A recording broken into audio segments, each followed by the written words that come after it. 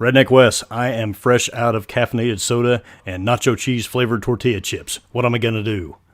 Have you thought about using Instacart? Instacart, you're right. They say that they'll save you a trip to the market. They'll deliver groceries to you in as fast as an hour. They connect you with personal shoppers in your area to shop at all your local favorite stores and deliver groceries right to your front door. If you follow the link in our show notes, this will let Instacart know that we sent you, which will help support our show. And by using our link, you will get free delivery on your first order over $35. That sounds like a great idea. I think I'm going to do that. You know, they'll pick the freshest produce and keep your eggs safe too. That's Instacart.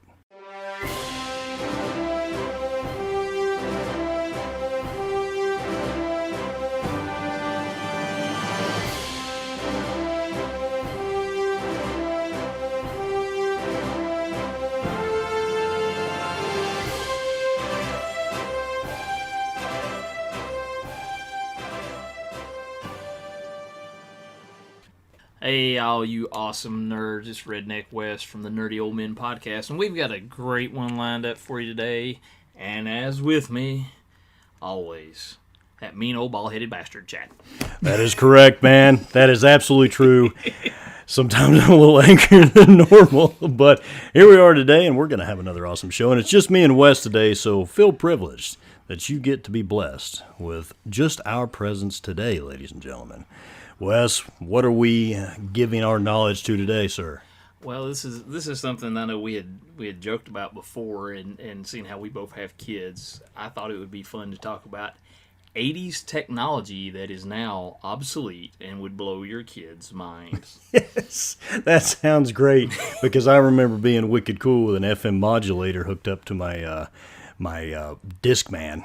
You know, to be able to play it in the car. I remember hooking the Tandy Color Computer 2 from Radio Shack up there we go. to the TV, you know, all by myself. Radio Shack. That's another great show that went the way of the dodo. That's one we might have to come back and revisit, though, because Radio Shack was such a cool place back in the 80s. That's true. Well, knowing how prepared you are, I imagine you've got a list for us today. Well, actually, yeah, I'm just kicking around some ideas. Of course you do. I like lists. But the first one that came to mind that your kids maybe not as much, because I know Brady is our sound engineer and YouTube guru, so he's probably seen some of this stuff. He may have some of this. I don't know, this kid collects all sorts of stuff, but public phones and phone booths. That's right. That's like the white stag, like the unicorn. You know, that would be a heck of a challenge for somebody, is to go find a public phone again. Go find a coin-operated payphone. Man, when we were kids, even the small town we were in, they were everywhere. But especially in a bigger place. I mean, I remember one of the first things I was ever taught in scouting, and they probably taught it in school as well, safety thing is make sure you always have a quarter in your pocket so that you can use a payphone to call for help. Hell, that wouldn't get you anything today. You could even find a phone to use. I don't know if you could make a phone call for a quarter. Well, I don't think so. Even if you found one, you know. You couldn't do it. Well, give somebody a quarter and say, can I use your cell phone?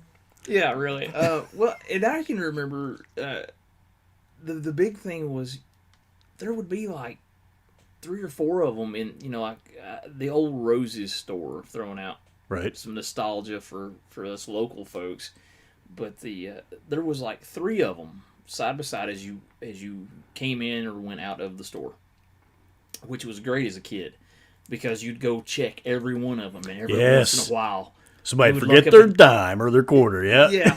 And right inside the door was the little candy machine and the little toy machine, and you'd put, you know, your dime or your quarter, or whatever it was, and you'd turn the handle and get something. So that was cool.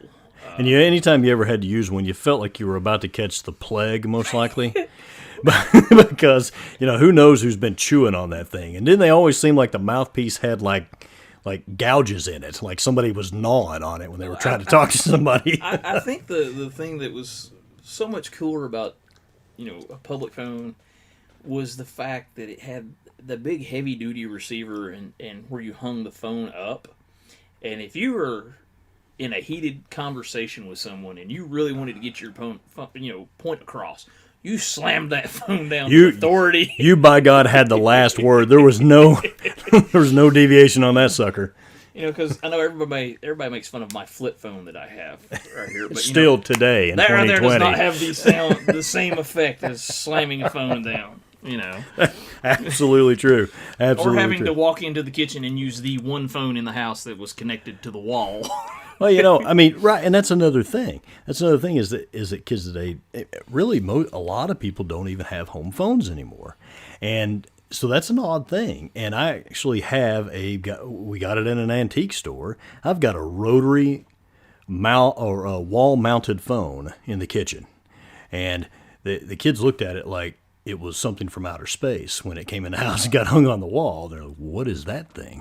Of course, the rotary part won't work anymore because of the technology, and you pick it up and it sounds like the guy's 10,000 miles away on it. But, that was state-of-the-art back in the day with the curly Q extension cord, on it that would reach all through the house, Or if you wanted to be really cool, then went down to Radio Shack and got the extent, it was like a, I don't know, 8-foot, 10-foot cord that would stretch Radio for 5 miles. Radio Shack. Yeah. But another thing to go with the phone booths and the public phones and things, the phone book. Yeah. Everybody's number was in this book. Yeah. There was no Google for that kind of stuff. It wasn't so bad as you would remember numbers. Like, I mean, I don't now because it was years ago, but I guarantee you I knew your telephone number, and I had it memorized. I still remember the one to your mom and dad's. Yeah, I can't remember. Emergency 5. Yeah, I can't. You're right. I can't remember my number right now to my cell phone half the time. Of course, it could be that I'm old and I got a lot of other crap on my mind, but still, it's in my phone. But yeah, that was you had a group of friends, like ours, and there was 7, 8 phone numbers that you knew just like that. Yeah, absolutely. But now that's not the case. These kids, they can't remember. they don't know. And, I even living here where I am in Knoxville, I still used to get like the yellow pages, and they would drop it off in the driveway. Yeah, that quit a few years ago, but I promise you, I went and I picked it up out of the driveway and I walked straight over to the trash can and threw it in the trash can. There's no point in using it. It's so much faster to look it up. It maybe was 3/4 of an inch. Oh, yeah. That. Because, I mean, like, when we were growing up, phone book was like, 6-8 inches thick. Because it had everybody. And there was ads. And if you wanted to, like your Google reference, if you wanted to, find something, well, bring me the phone book. And you would flip through the pages until you found an ad for or tow truck service or, whatever it is you were looking for. Yeah, and the phone book was, that's just a bygone era. There's just nobody uses that stuff anymore. Well, they don't even make them for that matter, but it's just funny how that just was an integral part. It'd be wore out. Everyday life. Well, yeah, it's wore out until next year they sent you another one, right? Yeah. So. But, and going, staying in the phone theme here, but did you ever have a pager? I did have a pager, but the funny thing is one of the more recent position I had in the old company. I had a work pager with me all the time, but that was because of security reasons and things like that. But I did have one once upon a time for like standard communication, and it's like you're a freaking drug dealer. It goes off and you got to go to one of those payphones and pump quarters into it to call the number of the person that called you. What's going on? Yeah, I remember having one for work when I first started at Pepsi, and you could they had a machine at the office that you could actually type into, and get a really short message. Yeah, alphanumeric pagers. Yeah, and it was crazy, because I was like, whoa, this is so. You felt like you were really cool because you had a pager clipped on your belt. Obviously. Beep, beep, beep, beep, and you. Oh, I'm gonna see what's going on. Click. I'm either cool or a drug dealer, one or the other. I don't know. Could be both. Who am I today? Or a rapper from the 80's, but whatever. Yeah, but and this was one I had, and I remember getting this, and I felt like I was the coolest guy in the world. Yes. I had a bag cell phone in my car. Deadgum right. I did too. It plugged into the cigarette lighter. I don't even know. Do they still make cigarette lighters? I don't know. It says Motorola down the side of it, and it was black, right? And it had that amber glow across it. Well, what was cool about the one I had was the receiver. Because you picked it up, and mine had an actual spot. Because like my sister had one, and it just kind of sat in the bag. Mm-hmm. Mine had an actual little dock that the receiver like clipped into. Yeah, because I used a seatbelt. I used a center seatbelt in the old 89 GMC S15. I had that red demon of a truck, and I would strap it in with the seatbelt in the middle so it wouldn't slide anywhere. What was cool was I had a 93 Geo Storm, and it fit perfect between the shifter and the seats, and it was like it was made for it. And I was like, this is so cool. I have a phone in my car. And where did I get it at? Radio Shack. We're back to Radio Shack again. But I remember my grandfather, my hero, Joe, took me down there, and I'd saved up some money. I was like, I got to have this. This is cool. And he was like, well, all right, you pay for it. You got a job and everything. All right. So I go down there, and I get it. And I remember when it first came out, the big sign in the Radio Shack says, cellular technology is for you. So I take it back like a few months later. I go, I don't think cellular technology is for me. And they're like, you signed a contract, buddy. You're good to go. So I was like, damn it. Read the fine print. It's so much better now, though, right? Oh, but something that you could use back in the day to send that contract to somebody, the good old fax machine. Yes. That ringing and then the killing of the robot, just like that. Yes. And like the old modems. Yeah, and you call a business and you either call their fax number or they've screwed up and left the fax machine on and it blows your eardrums out when it rings. People out there, you've done this. It was like, so damn funny it, wrong because number. Yeah, exactly. Because you'd be like, hey, I tried to get a hold of so and so, and it's like, what number did you got? Oh, that's the fax machine. I mean, having a dedicated line for the fax machine. That's right. And some businesses now don't even have a landline. It's the guy's cell phone or the girl's cell phone that runs the business. You know what I mean? So it's all consolidated in this little piece of plastic that you got in your pocket, right? Yeah, but you had this big thing that sat on a like a desk by itself. Yeah, huge. And I can remember, when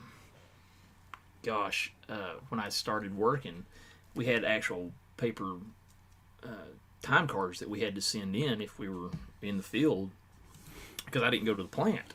Right. And go into Woodson's grocery store. And I had some friends that worked there that let me use the fax machine so I could send my time in so I could get paid. Now like we clock in on our work phones.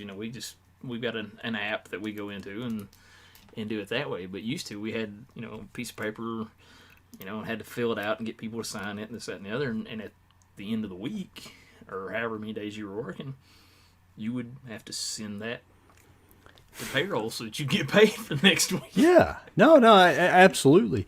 And I can remember trying to find a fax machine sometimes, because like when I was in college, I'd be like, oh crap, I forgot to send my time in.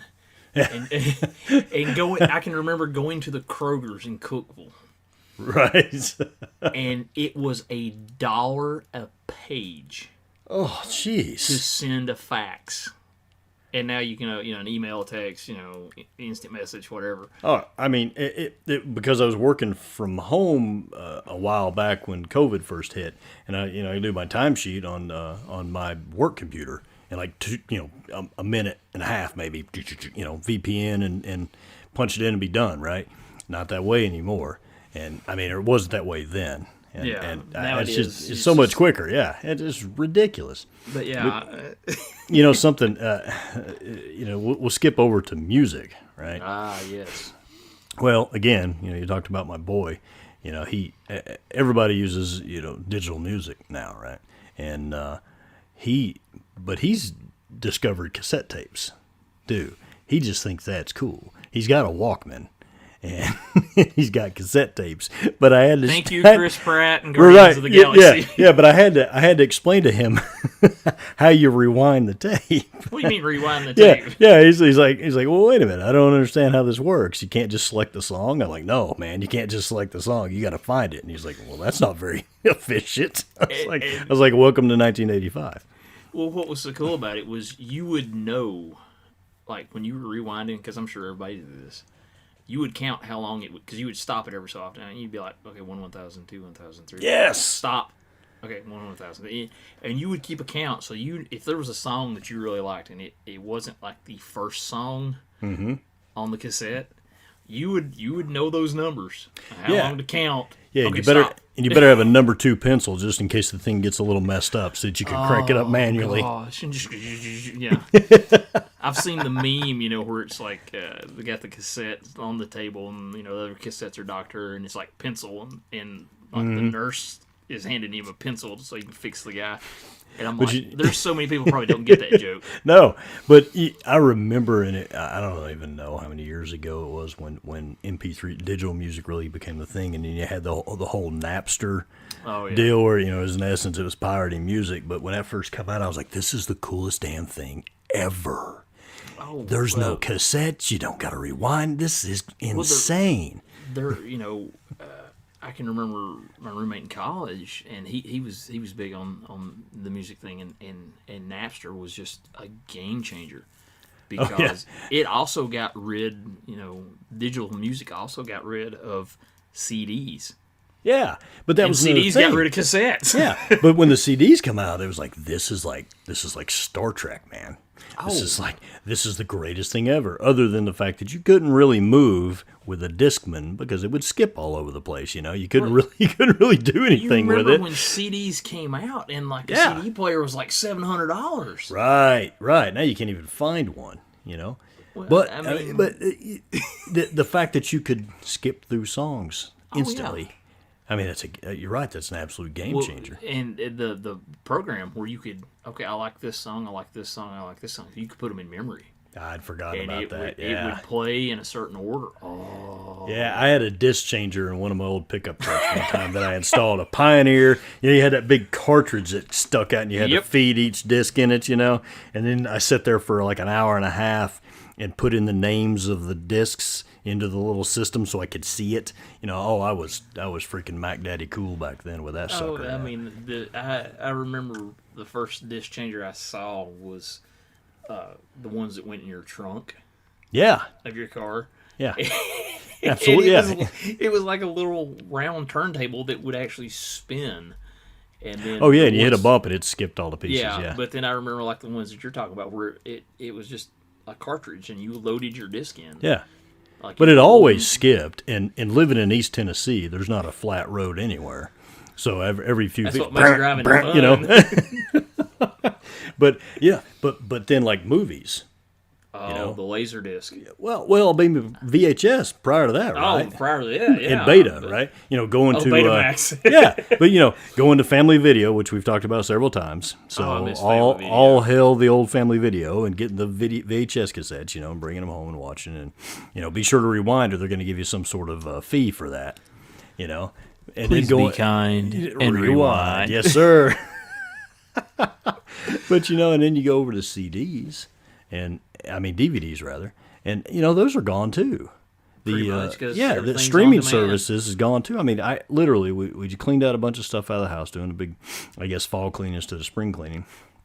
Come across these boxes full of, predominantly, Sesame Street DVDs and crap like that the kids had. Nothing really wicked cool, but I don't even own a DVD player. I don't have one that works. So what do I do with this stuff? I don't feel like I can really throw it away. They're just packed in cardboard boxes stuck in the attic. But that's just a bygone era. Well, we still have out in the garage. There's a couple of boxes. I'm sad to say that still have VHS tapes in it because my wife, she had a lot of movies on videotape. And this is the nostalgia of it's worth keeping. Oh, we still have a VCR that plays. That's awesome. She had the combo VCR DVD player. Ooh, fancy. So I've got that hooked up in the living room just because, but it still works. And funny enough, the VCR, the first VCR that we got. That my mom and dad got, it still works. Really? It's over at mom and dad's somewhere, but when I unhooked it, unceremoniously. I wish I had a proper set off for it, and had got Mom. We had put a DVD player back in her room for her. But the tapes were like she still has all of our old football tapes that she recorded off the local channel. Oh, wow. High school games, too? Yeah, high school games. Man, I'd love to see some of that, man. And middle school games. So that's awesome. I've still got those over at Mom and Dad's, and so I'm going to have to go through those and maybe hit one of the services up where they...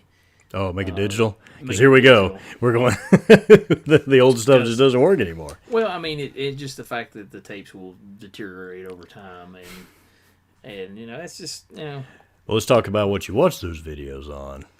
Old TVs. Old TVs. Oh, the cathode ray tube TVs. Yeah, I will tell you about this CRTV, right? My kid, who is the tech guru, but he loves vintage game systems. He saves up his money and he goes down to one of the local places, CM Games, and he'll buy old games and old game systems. Bring them back and play it. And he's like, they don't look good on this flat screen monitor. I need a CRTV. Like, what, really? Said that. Yeah. Wow. Oh, yeah. And he'll buy them down there, but then also a guy that used to work for me, Adam Wilson, and I think Adam might listen, he gave him a Super Nintendo. And by the way, thank you, Adam. But, yeah, he got, my mother-in-law found a CRTV at a pawn shop or an antique store somewhere and didn't pay much for it. But that sucker must weigh 675 pounds. Yep. And, and it's only probably, maybe 20 inches. I don't know. But that sucker is heavy. And I've had to move it up and down the stairs a couple times until we get it right in the right spot, because you can't sit that thing on just any table. Oh, no, it has to be a real wood table. Oh, it's got to be sturdy, because that sucker's going to go straight through to China. I mean, it's falling, and it'd kill somebody. But that sucker is heavy. And it's so funny, when he powers it up, I can't hear it because I guess I'm half deaf with all the gunshots that I've been exposed through all of my career and stuff. But my daughter's like, do you hear that high-pitched whistle coming out of the TV? I'm like, no, I can't hear nothing at all. Yeah, no, I can never hear it, but I guess it's probably there.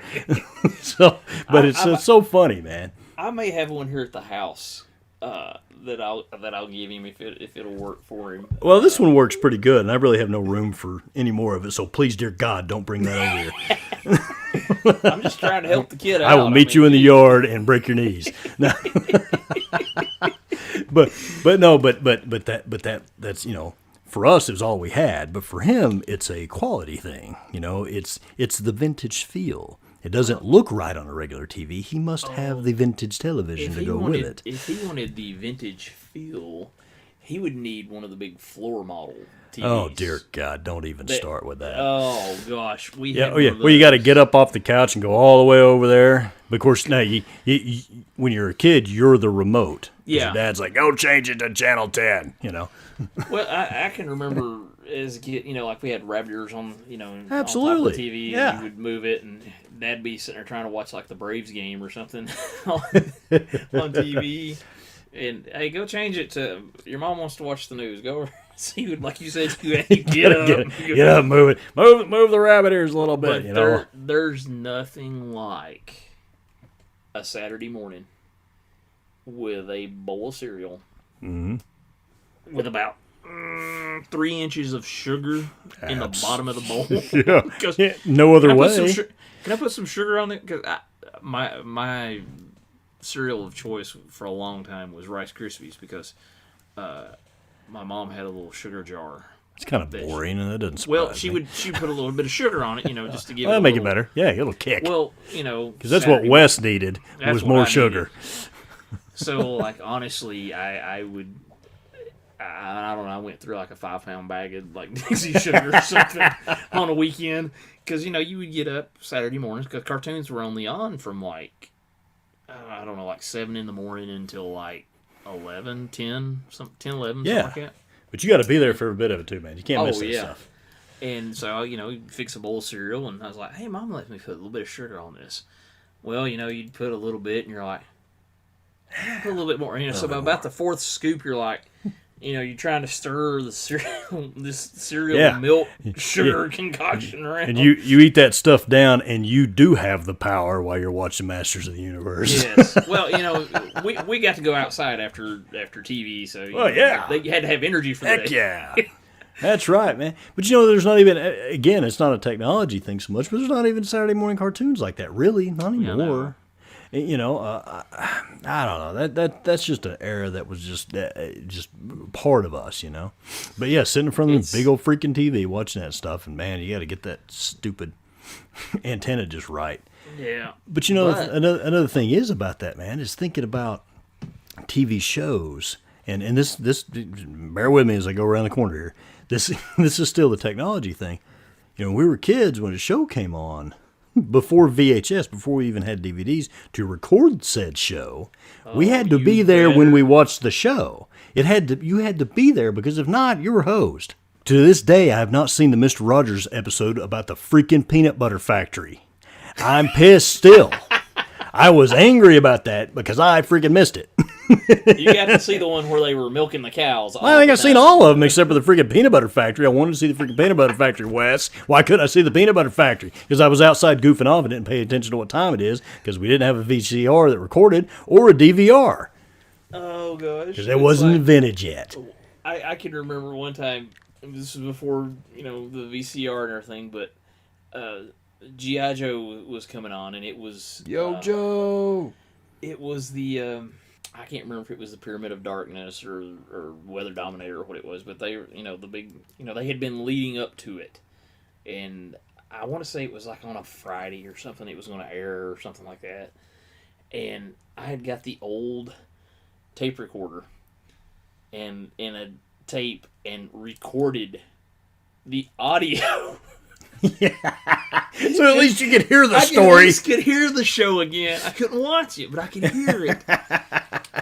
And you couldn't see the blue and red lasers, but you could hear them. Oh yeah, but that was things that we had to do as kids because we didn't have super cool technology, and I guess we kind of touched on a little bit, but like the Laserdisc. I didn't have that a Laserdisc player, or they were too expensive. Laserdisc, and it's just not practical. I mean, it's the size of a vinyl record. It was like $40 or $50 for a movie. That's ridiculous. Now I will say the quality was remarkable. Well, I mean, but did DVDs end up doing just as good?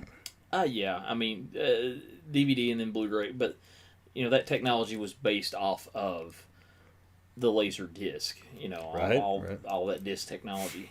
But that was just one of those ones. It was like it's here and it's gone. I mean, literally, it was like that, and it was done. Oh yeah. Well, but right now you can get a Laserdisc near mint pre-owned copy of Empire Strikes Back on eBay, $24.99 or best offer. Hey, that best offer. Best offer. Now, that ain't the player. That ain't the player, but it's the disc. Oh yeah, but you could take and frame the disc or something. Or you could go over and you could click on Netflix for $12 a month or whatever, or not. No, it's not Netflix right now. It's on like perpetually on Disney Plus, right? You can click on Disney Plus and watch whatever Star Wars stuff you want to. So, so things are just a lot easier. These darn kids, they don't know tough times. They haven't had hard times. They haven't had to come running in. They didn't have to miss the peanut butter episode of Mr. Rogers. Excuse me, I'm sorry about that. You might have to cut that. I'll fix it. But yeah, they don't understand hard times because it's like like with their computers, they can click and everything's saved to the web, to the cloud, wherever out in the interwebs it goes to be saved. We had floppy disk. That's right. And they will never understand the agony it was to try to save a file and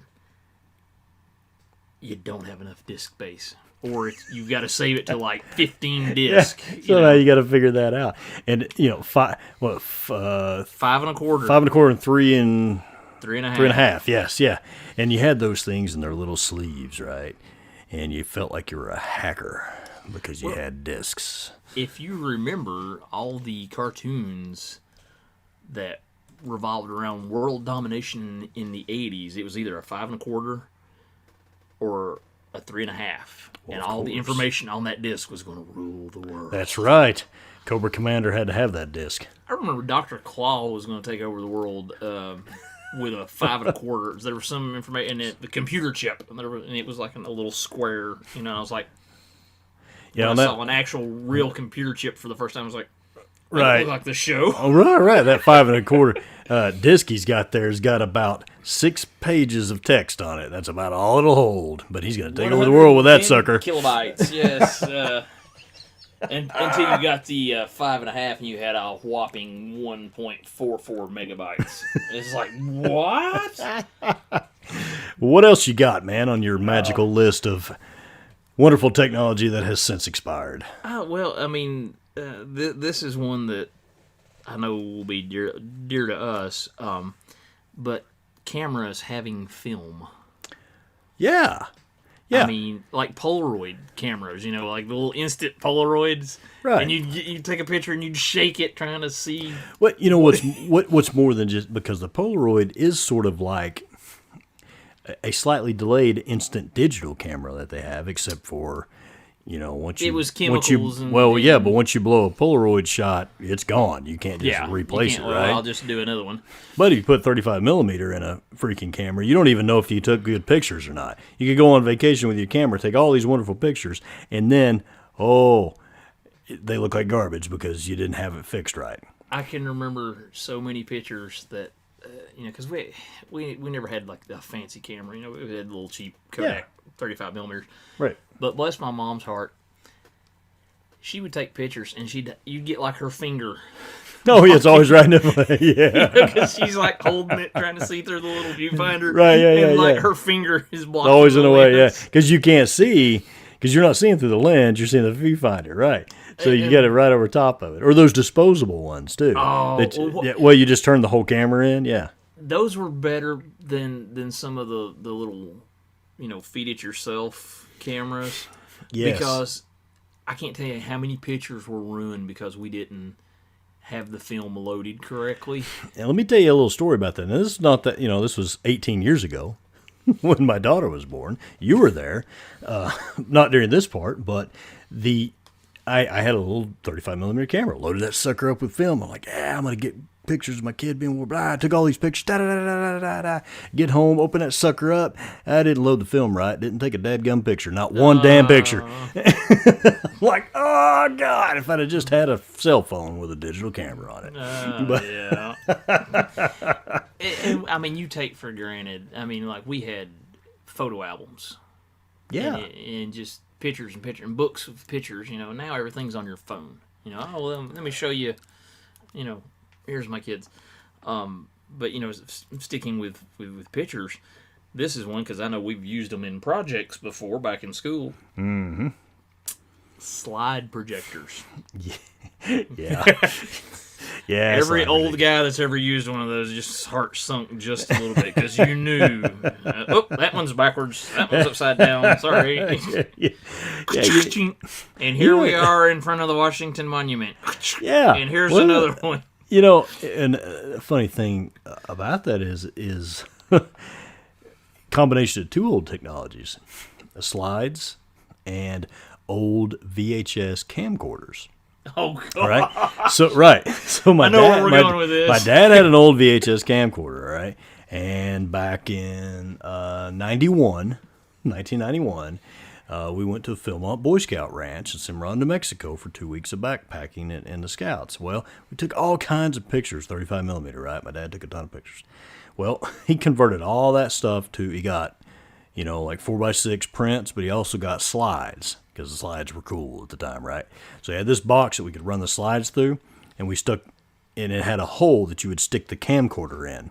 And that's how you could get your photos onto VHS. And we made like this video reel, okay? And we set music to it. We set it to, because it's in it's in the West, right? It's in New Mexico. Well, Young Guns 2 had just come out, so we set it to the whole soundtrack of John Bon Jovi's Young Guns 2. so That's so awesome. it's wanted dead or alive. All these scouts on the trail wanted dead or alive, right?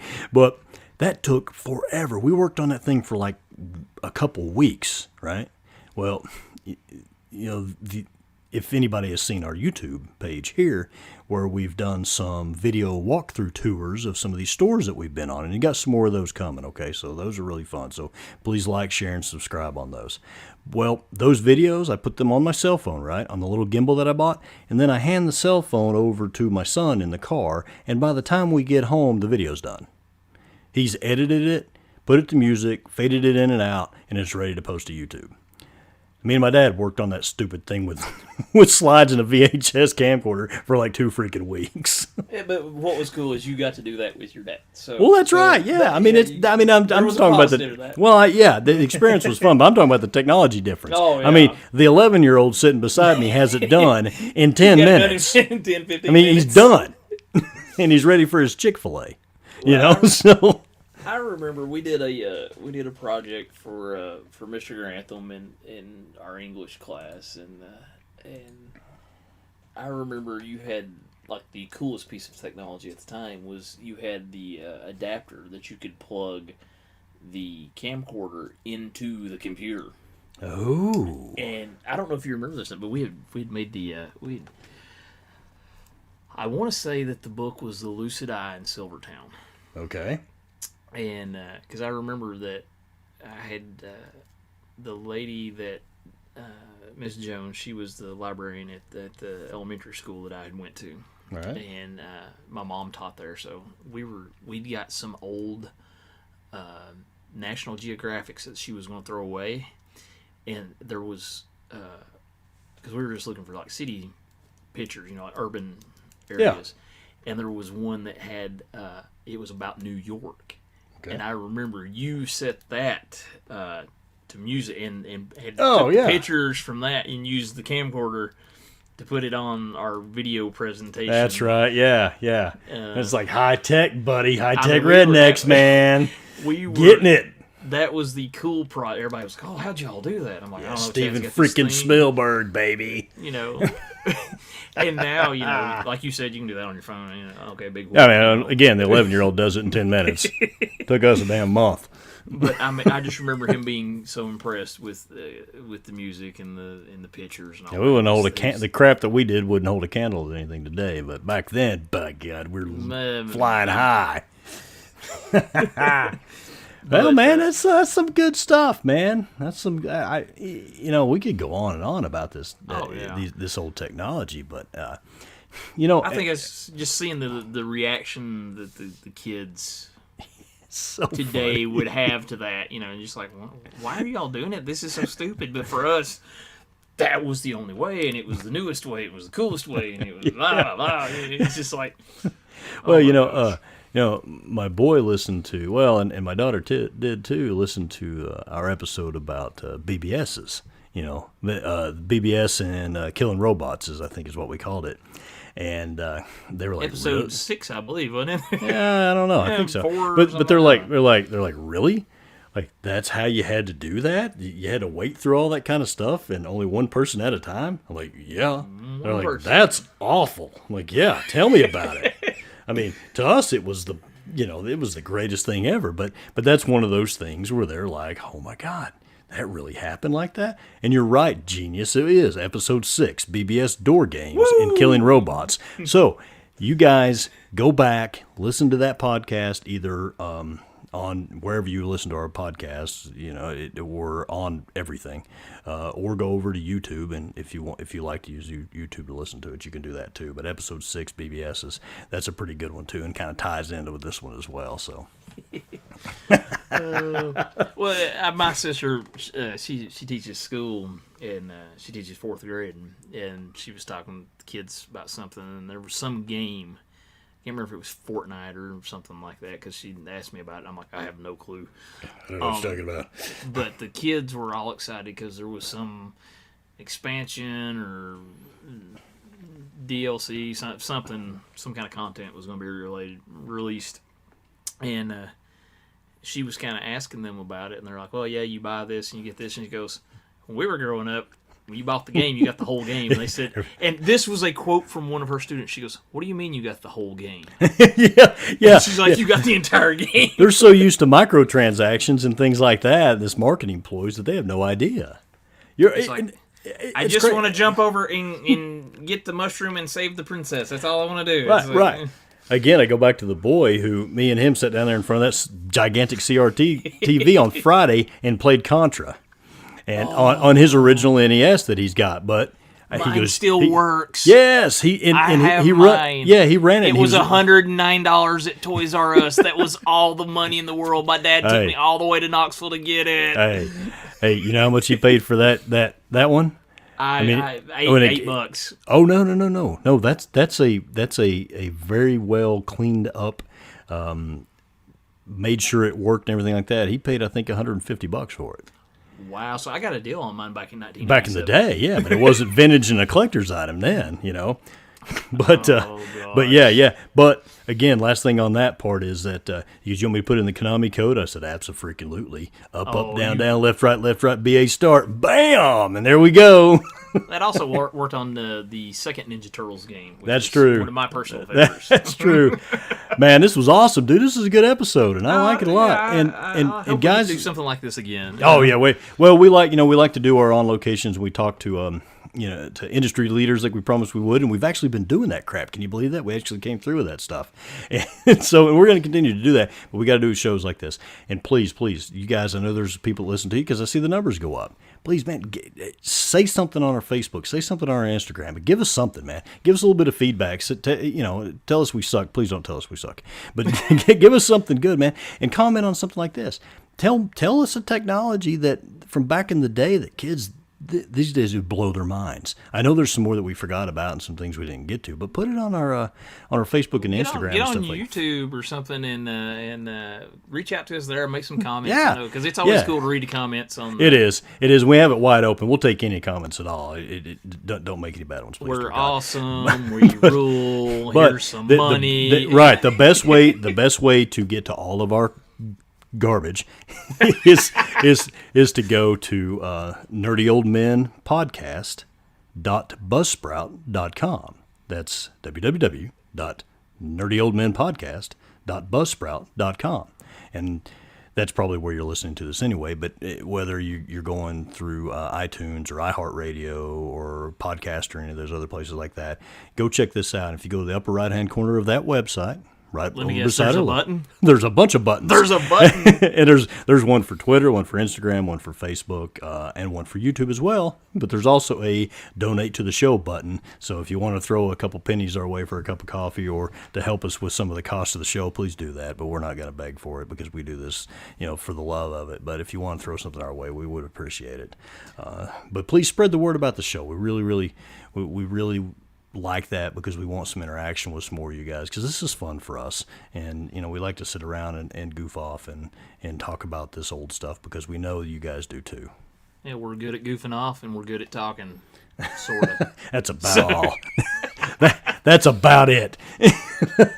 But we got something, by God, we got something. So I am going to go and find my son's Walkman, strap it to my side, and pretend that I'm 13 again, even though my brain's 13, but my body is clearly not. Yeah.